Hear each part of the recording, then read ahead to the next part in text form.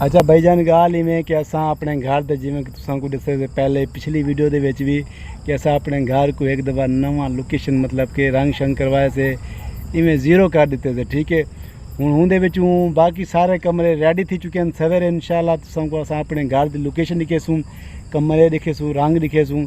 अगर अच्छा थी तो प्यारा कमेंट करना है, नहीं थी तो वाल दसना है।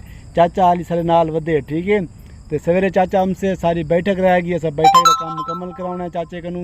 हूँ तो बाद चाचे को दे छुट्टी वाले इंशाल्लाह वाले साहब मैं तो बोतल के ना अरे चाचे दा हाल वाल तो दे पहले। हाल वाल ठीक है। नहीं चाचे तो सुना वजीर दे हाल चाचो आज आयो काम थे।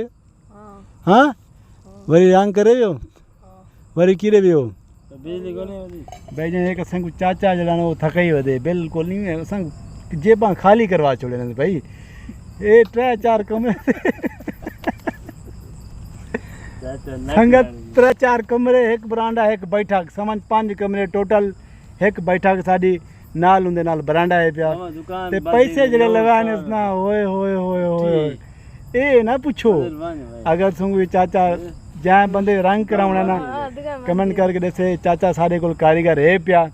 ठीक है, यो तुआरे को हमसे इंशाल्लाह काम ओके कर देसे। ठीक है भाईजान, बाकी समझते पिया बोतल गिनन बोतल गिनते वापस हमने वाले बोतल पीने चस चीनी हूँ तो बाद वाल दसे क्या करना की थे। ठीक है शेर ममन ठीक है दा ठीक है वजीर तू जल्दी गिना बोतल। ठीक है अच्छा संगत असां ही टाइम पे बोतल गिनन जुत्ती देखते जुत्ती किथे है यार।